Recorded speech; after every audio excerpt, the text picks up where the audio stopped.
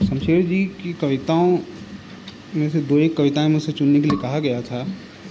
तो बैल बैल को लेकर अभी मैं हाल में एक समीक्षक की राय पढ़ रहा था, तो उनका कहना था कि शायद ये शमशेर जी की आत्मकथात्मक कविता है। हालांकि इस कविता को कई बार पढ़ने के बाद मुझे लगा कि शायद इसको उस तरह से देखना ठीक नहीं है। ये कविता अपने आप में एक तरह से शमशेर जी की कविताओं के कई रंग हैं, और अक्सर ये सुपरिचित बात है कि इम्प्रेशनिस्टिक पेंटिंग से प्रभावित उस दुनिया से, लेकिन ये कविता एक बिल्कुल दूसरा, इसका एक बहुत ही यथार्थवादी रूप है।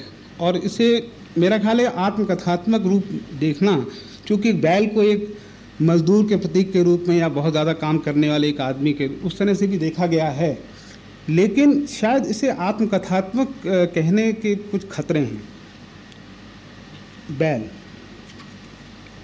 और इस कविता में काफ़ी पेंटिंग और म्यूज़िक जो शमशेर जी की सभी कविताओं में मिलती है।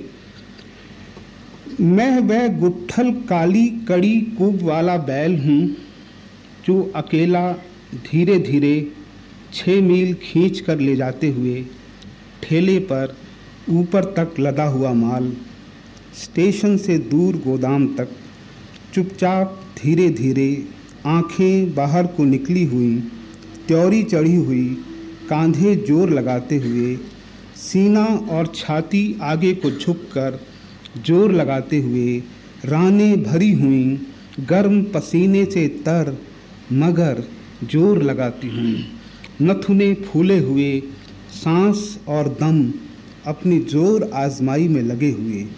क्यों और किसके लिए? अपनी शाम के, अपनी सुबह के बंधे हुए चारे के लिए। उससे मीठी, उससे नमकीन और प्यारी चीज़ दुनिया में और कोई है क्या? या रात की ठहरी हुई, बहुत गहराई से बोलती हुई, चुपचाप बोलती हुई, दम साधे आंखें मीचे सबको देखती सी हुई शांति के लिए, गंभीर प्राणों में उठती हुई शांति, आकाश के तारे, कुत्तों का पागल शोर तो शांति को बढ़ाता ही है।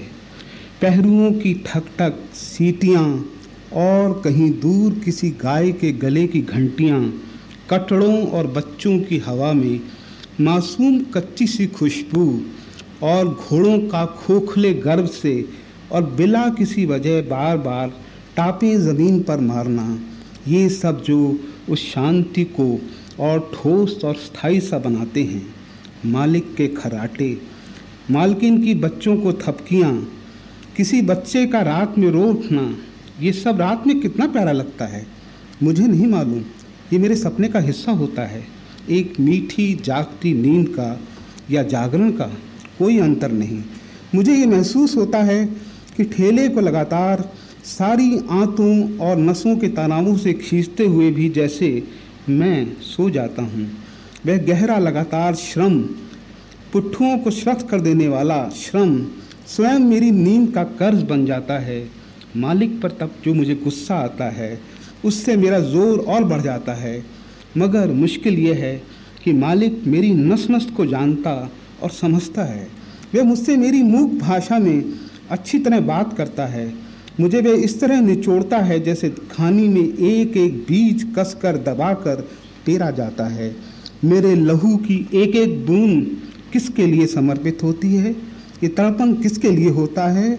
सुबह के अन्नदेव के लिए, शाम के अन्नदेव के लिए, जिसका नाम चारा है। ये एक मोटी और स्पष्ट बात है, गीत नहीं, कि वह चारा है और मैं बेचारा।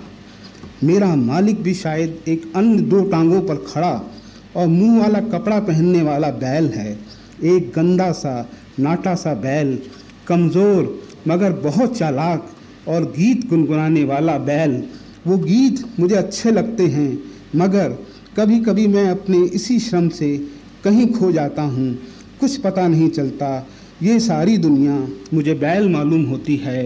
बाँ बाँ बाँ। एक कविता छोटी सी मैं और अंत में पढ़ूँगा।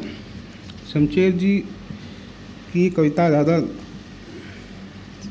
सीता इसका नाम है, बहुत छोटी सी कविता है। नींद के पहाड़ों के पार, नींद के पहाड़ों के पार सोने का जागरण है।